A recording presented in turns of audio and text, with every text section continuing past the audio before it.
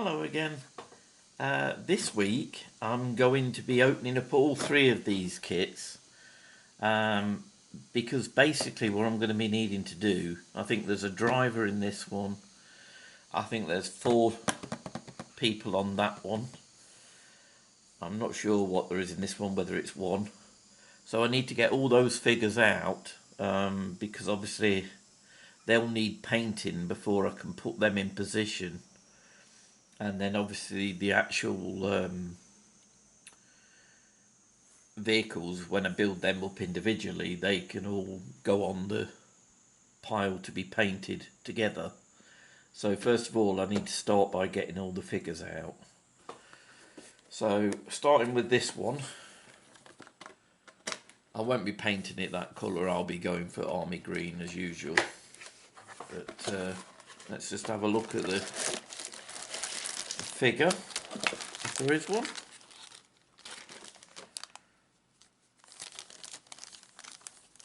Yes, there is. In fact, there's 2 figures.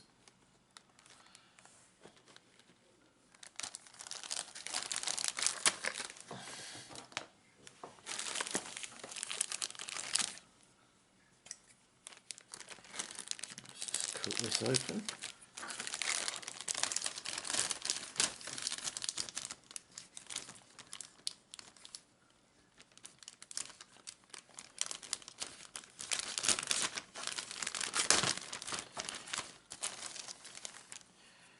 Alright.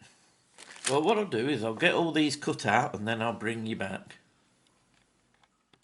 Right, so I've got all of the figures out from the 3 kits.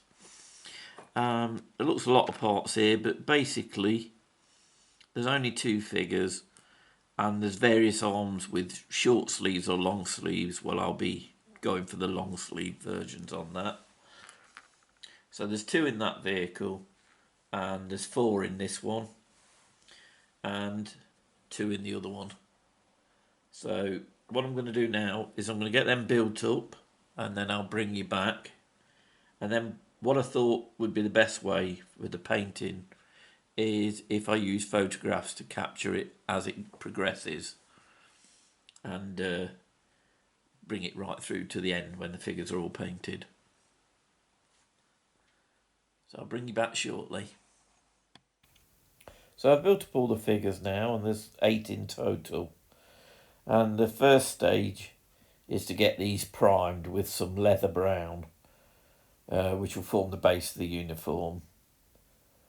And then what I do is I highlight it with some of the monster brown.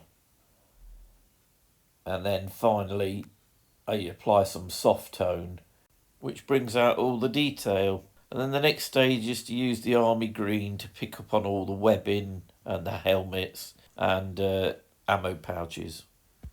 So having applied the army green, I'm going to have to wait for that to dry first. But I just thought I'd talk about, some of the colours that I'm going to go on to next. I'm going to use the Necrotic Flesh by Army Painter just to highlight little bits of that, the webbing and things like that, and perhaps the trim of the helmets. And I'll also use it on a bit of the camouflaged helmets.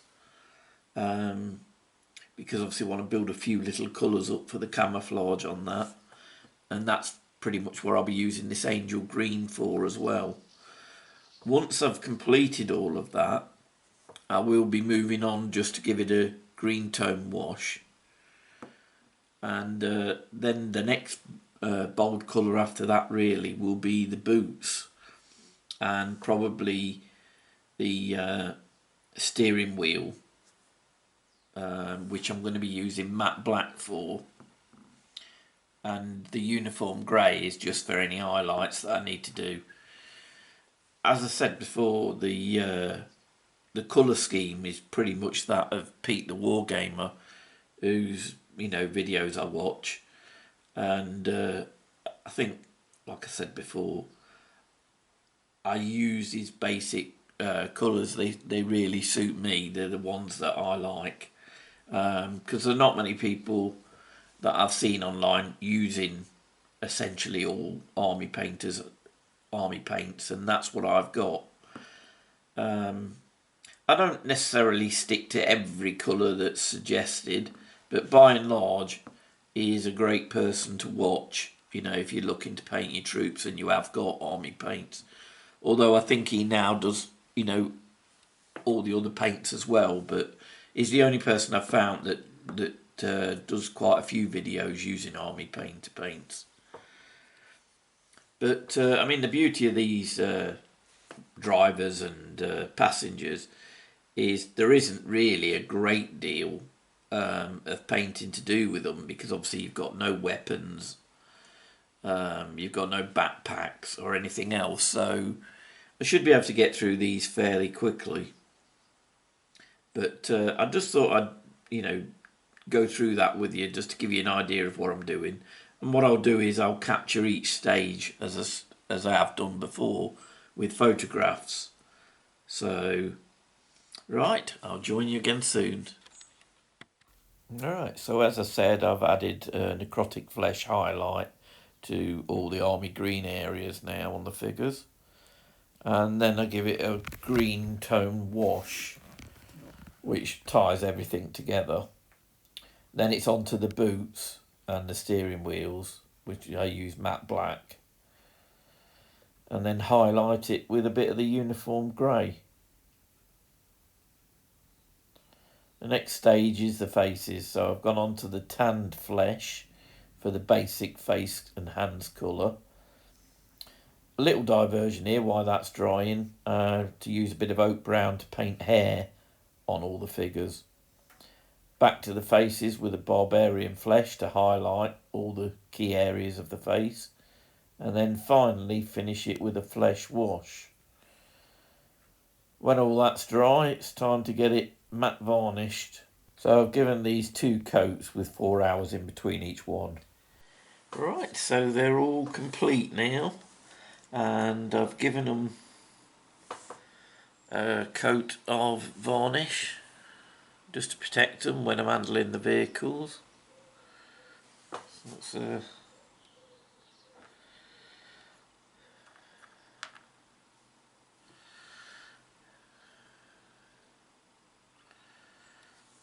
it's good to get all these painted out of the way, because then I can focus on the vehicles.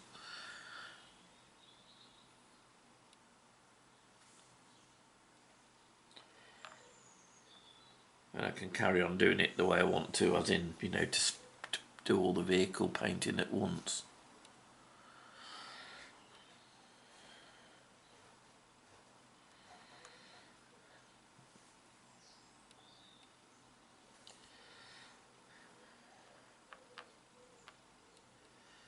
You can see the difference in scale between the Rubicon figures and the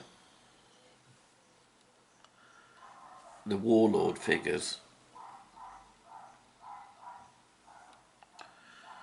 Just look, the slight number I'll show you two in comparison.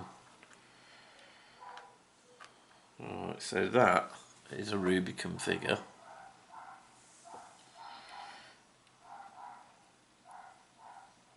And that is the Warlord figure. You can definitely see the difference. I mean, it's not too bad when they're in the vehicles. It's not so noticeable, but you can see it when they're side by side. Just how they seem more slender type figures for the Rubicon. But as I say, they're only drivers and passengers, so it's not too big a deal actually once they're in place and in the vehicle.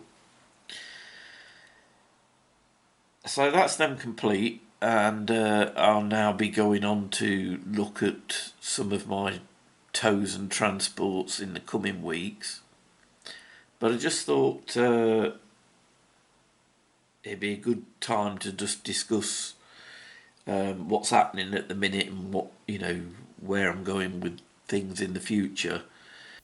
Well, the first thing to say, that probably the eagle item you might have already noticed, if I pan out, you can see that I'm working with a very small selection of paints and kit. Now, the reason for that is basically I've recently put the house on the market and I'm looking to move. Now, obviously that meant I'd got to take down all my crafting equipment and all my crafting table and everything else, to make it ready for viewings. Now, obviously that's had a bit of an impact on my hobby. Some of the bigger projects, I can't get going with them at the moment. Luckily, I've got all these vehicles to work on, so that's not been a problem. And, I've got a few other smaller projects.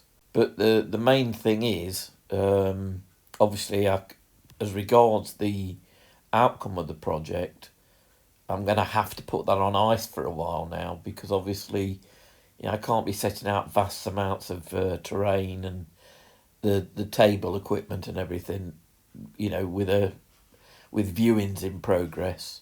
Now, I was hoping that it'd be a relatively short process, but obviously, particularly if you're in the UK, you'll be aware of all the changes that have been going on in politics and the budget that pushed housing prices, mortgages through the roof.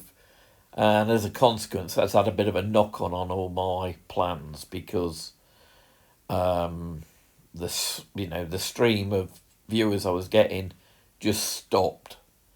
And also, the houses that I were looking at, everything stopped. It's all ground to a halt. So it's kind of really left me in a bit of a limbo now.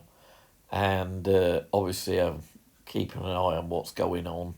Like everyone else, I'm being affected by all the costs and, cost of eating and all that lot.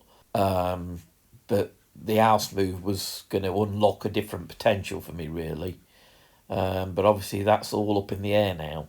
Now, as regards my hobby, I want to get back to where I was, but obviously at the moment I need to see the way things are going to go. If, is it worth taking the house back off the market? And if that's the case, I can reset everything up. But at the moment, it's just far from clear. So you'll just have to bear with me for a while. I will still be producing videos right up till the thick of it if I do move. But obviously, it's not easy to say when I can get back to the full project itself and you can start seeing it all come together. I'm just going to have to keep you updated on that. But as I say, in the meanwhile, I've got quite a few things to do. I've got the rest of these vehicles to do, and then the decorating and painting of them. And I've got a few other little projects as well that I need to do. So that's basically where I'm at. All I can say is that I'll keep you updated and I'll let you know when things change. And in the meanwhile, I will carry on trying to produce a video of what I'm doing each week. Right, so the other thing that I wanted to say is you've probably noticed that I've just gone past the 500 member subscriptions, which is amazing, really. I didn't think it'd ever get that far. And I just want to say a big thank you to everybody that's been subscribing. And then most of all, for all the comments that you've been leaving. It really is encouraging. And, it's become like a hobby in itself. So I really do appreciate it, everyone that's taking the time to leave these comments and ask me questions and things.